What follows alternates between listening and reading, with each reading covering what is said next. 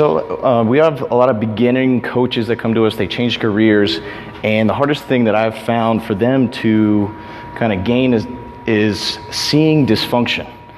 So do you have any tips or tools that you've learned over the years to, I don't know, see dysfunction? Well, there's a couple things. Well, sometimes if your eye isn't used to it, I mean, that's one thing. As far as when you're allowing someone to do something and train it, okay? You want to think of like what a pro looks like. So give the example of the most perfect thing you could see, right? JJ Watt. Okay, right there. So think of now the person who moves the best, the person who squats the best, the person who cuts the best. What does that look like? And if I put that picture and then I took my athlete and put a picture right next to them, like would I want to put that on the internet and say I coach this and tattoo my name on their forehead? And literally if I don't feel that confident in the way that someone's moving, don't do it. Stop it right now. So, you know, I work with a lot of, you know, people in the CrossFit community, and you know, that's the number one thing I say in my seminar is like, if you know, as in sport, as a coach, you don't let someone sit there and pitch balls all the time. You shut them down. What the heck is going on that you can throw a strike? So why do we let in the weight room people move so bad? You just gotta shut it down, and half of it is because they're not strong enough to do it. And that those movement patterns, or you didn't warm them up well enough, or cool them down well enough that they show up the next day looking like crap. Yeah. So, I mean, that's what I'll say with that. One thing though, I do want to bring up that you just talked about with the hip thing. So you're saying yes. So let's talk about like in football or whatnot, we're wide all the time. Okay. Well, heels just outside your shoulders. Yeah. It's not power lift or wide. No, it's not. But you're wider, right? So one of the things that I see a lot as it relates to hips and mobility, and the same thing like with shoulders and that, is that we do everything so. I know that I'm going to sort of come back on myself a little bit here, but we do everything exactly in the position that we want. So hips can get so tight here, and I've worked with a lot of NFL and college football players that they lose the ability for their hip to go the other direction. So you always sort of have to take that into place a little bit too, if that makes sense. So most of the time when I have to treat a dysfunction, people are so open in one direction, they're so shut down in the other direction. You always want to make sure the joints are able to respond in both ways too. So part of my dynamic functional mobility stuff with lifters, especially like with deadlifting and that, is actually teaching them hip internal rotation. Does that make sense? Yeah. So we do you want to see an exercise? Show, let's go.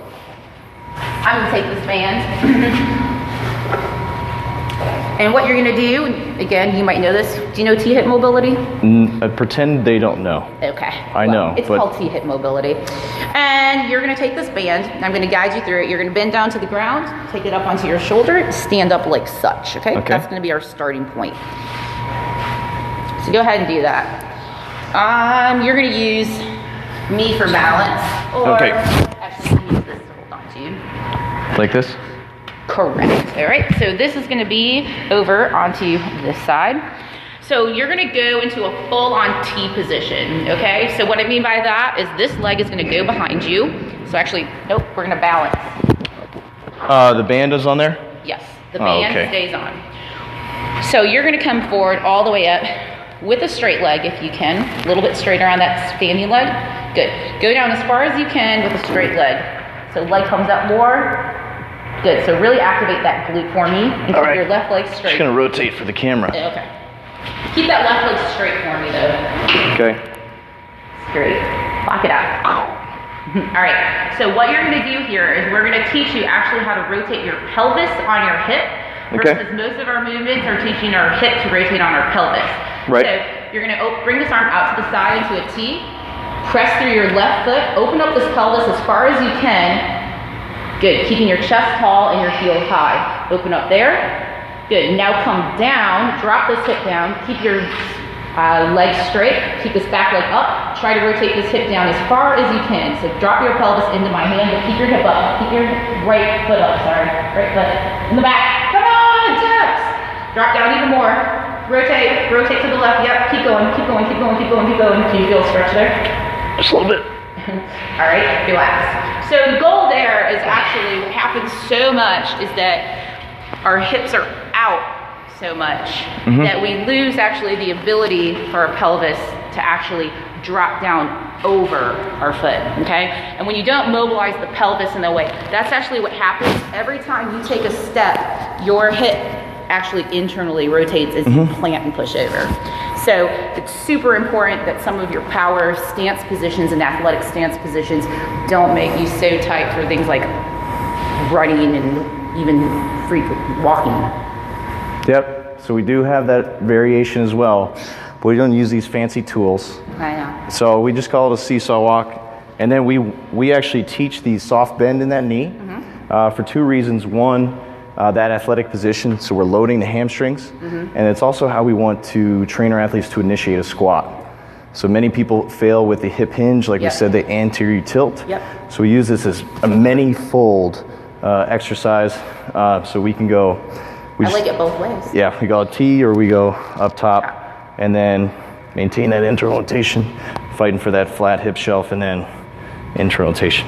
So the badasses can open up without the fancy bands or anything. I'm just kidding. That makes it harder. It makes it harder because now you're starting to activate your proximal stabilizing system, and that's why we put the band on there, is because as soon as you start activating that stabilizing system, you can't cheat as much. All those little What, did you say I was cheating? all the little fine details of movement, and just like you have to always think your body takes the path of least resistance. When you add a band or something while you're doing a movement into it and you give a cue on that, you can't take the path of least resistance anymore because you have something else that you have to fight, and those are going to be your proximal stabilizers. Yep, so it's a lot like swimming. Yeah, imagine just 50 kids, and one guy, how ugly that would be. But seesaw walks are our argument. But that's like swimming. You can't cheat in the water.